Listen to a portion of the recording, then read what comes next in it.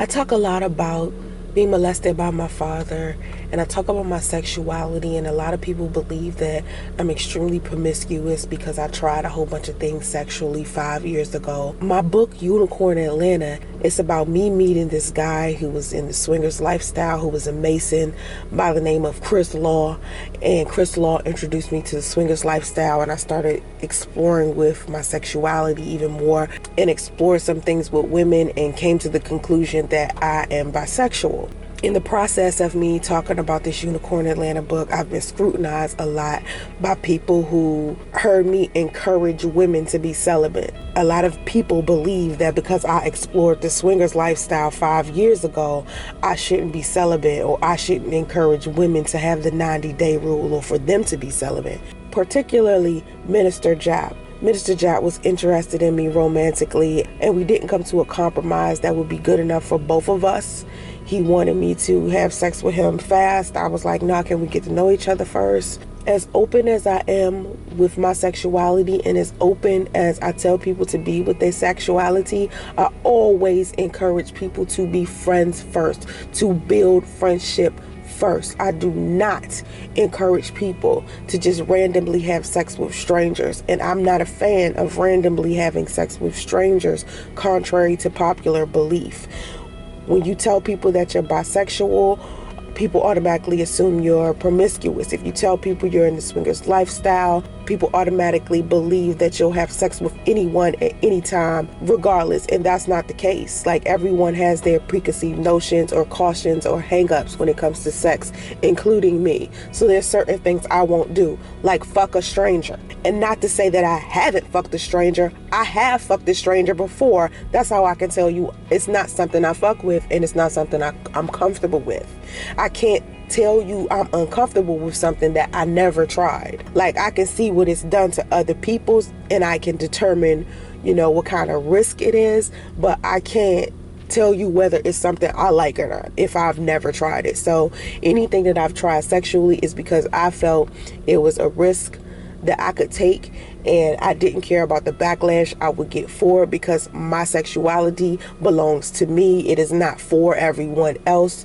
You can do what you want to do with your body, but as far as I'm concerned, what I do with my body is for me, and it ain't nobody else's fucking business. You know what I'm saying? Now, a lot of people believe if I could sit here and I could tell people it's not their fucking business what I do with my sexuality, why do I tell everybody my story? Well, I tell everyone my story because I want people who are open with their sexuality, or who are promiscuous or bisexual, or who have been molested or raped or whatever the case may be, to feel comfortable inside of their skin, because a lot of people do not feel comfortable inside of their own skin because they're afraid they will be chastised for it.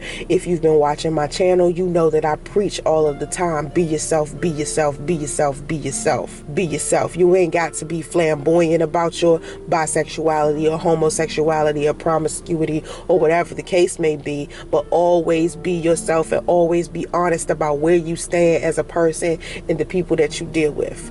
I've always been that kind of person, and I will always be that kind of person. I tell the truth about my life, and I tell the truth about the people who are inside of my life. I may not tell all of the people in my life stories and the details about their lives, but I will tell you who I am in relation to them. One person I've always had an extreme amount of respect for, even though me and her don't get along, is Karrine Steffans. Okay, Karrine Steffans is extremely honest, intellectual person, and people let her sexuality and her promiscuity cover that up. They cover it up. Now, this isn't a defend Karrine Steffans video. This is Karrine Steffans is extremely smart and intellectual. When you hear her speak, the things that she says, it sounds outright crazy to the masses, because only an esoteric group of people can intellectually grasp what she is saying about how she lives her life. But the one thing I can respect her, whether you agree with what she is saying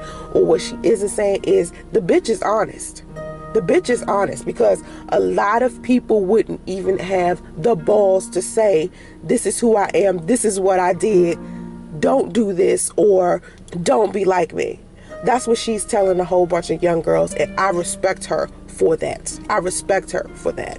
So fuck what she did before. Now that she's realized she wants to be a different person, I respect that journey, because everyone has that journey. Speaking of people who were promiscuous and changed their walk, Oprah Winfrey was molested, just like Karrine Steffans was molested, just like I was molested, just like Vanessa Williams was molested, just like a whole bunch of other women.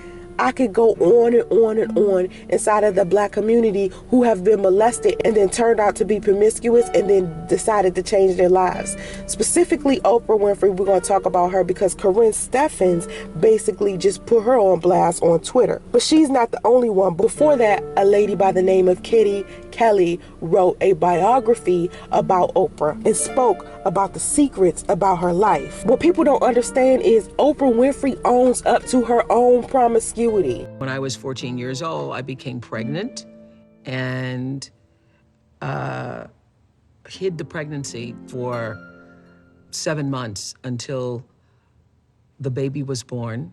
And I say the baby because I was so disassociated and still do feel such a disassociation. I never felt like it was my baby. Hiding that secret and carrying that shame really blocked me in so many ways that I remember being taken to the detention home when my mother was going to put me out of the house at the age of 14, and being taken to the detention home and waiting to be processed through the detention home and recognizing in that moment that I have been abused since I was 9 years old, raped at 9 years old, abused at 10 years old, molested for all of those years, and now pregnant as a result of that.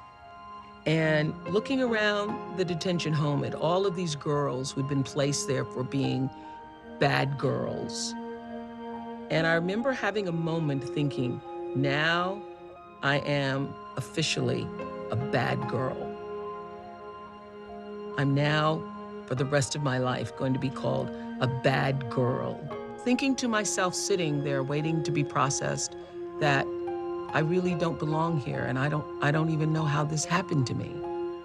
That I am in a place for bad girls, because I didn't feel like I was a bad girl.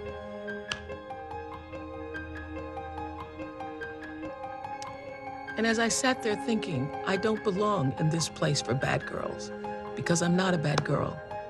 A woman comes out and says to myself and to my mother, I'm sorry, Miss Lee, but there's not enough room on our docket for your daughter. From that moment forward, I felt like I had been somehow saved, that somebody up there, out there, recognized that I wasn't a bad girl. And after I gave birth at 14 years old to a child that I never even knew how this even happened to me at the time, when that child died, my father said to me, this is your second chance. In a biography Oprah Winfrey wrote her damn self, she says she describes herself as a prostitute.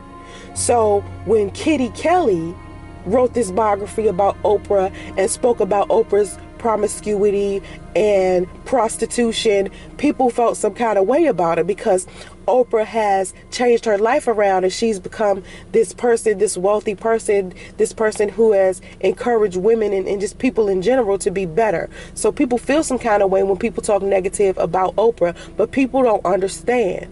Oprah was molested and raped more than once when she was young, and then after that she was extremely promiscuous. And